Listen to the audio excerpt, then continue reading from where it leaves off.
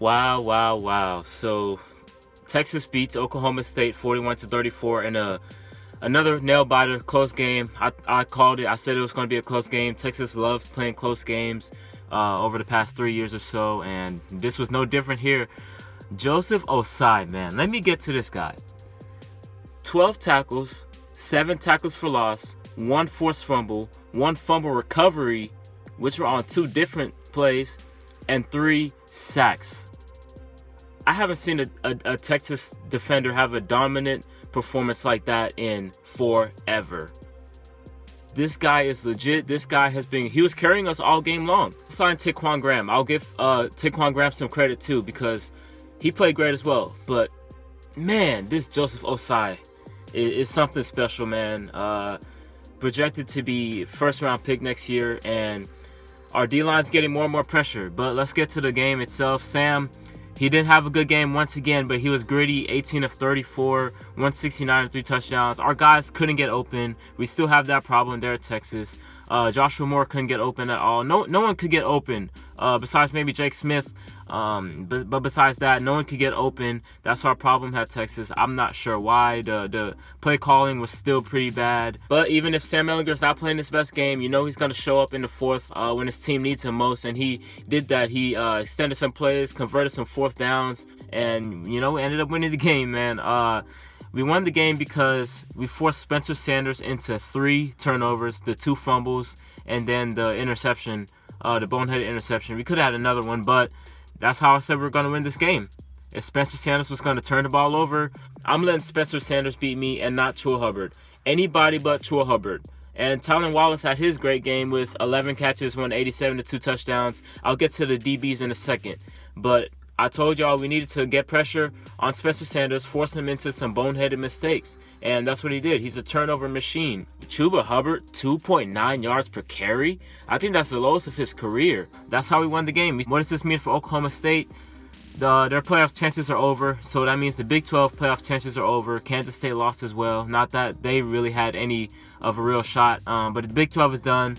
But you might say, oh, well, Oklahoma State only has 1 loss. They could win out and blah, blah, blah. Well, I'll go ahead and say this. They're losing to Oklahoma. Oklahoma's going to beat this team. Oklahoma's front 7 is going to create a lot of confusion for Spencer Sanders. And I see that being a good game, but I see Oklahoma winning that game. As for the Big 12 race as a whole, I'm not sure, man. I'm not sure who's going to be the top 2 teams by the time it's all said and done. My bet is on Oklahoma, though. I hate to say that as a Longhorns fan, but my bet would have to be on Oklahoma to get back there. They just have the pedigree of Big 12 championships. Every single guy on their roster that is returning has played in the Big 12 championship game. Some of them probably even 3 or 4 Big 12 championship games. That's nothing new for Oklahoma.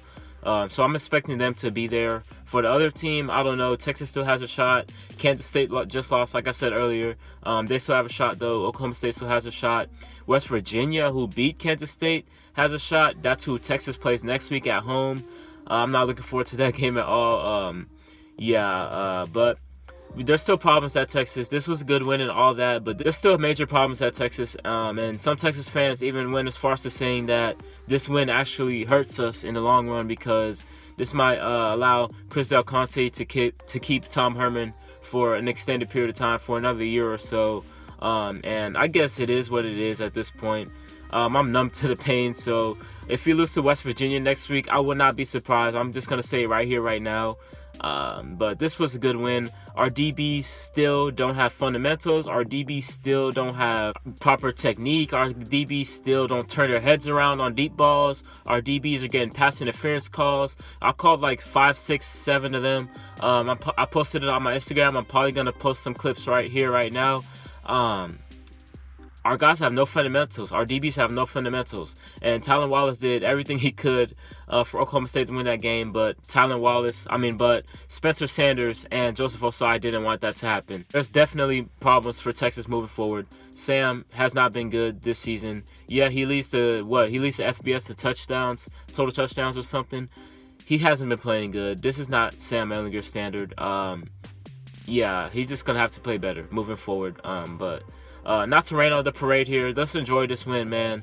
I know Texas fan base can get a little bit toxic at times, but let's just try to enjoy this win. Does this give Tom Herman another year? Maybe it does, but in the moment, let's just enjoy this win because we might lose next week versus West Virginia, and Tom Herman's going to be right back on that really, really hot seat. But maybe this changes nothing for some of y'all. But wow, Joseph Ossai, he's going to be making some money in the NFL. I will say that for sure. I'm going to miss him next year. But this is Jimmy from Just the Facts, and I'm signing out. Peace.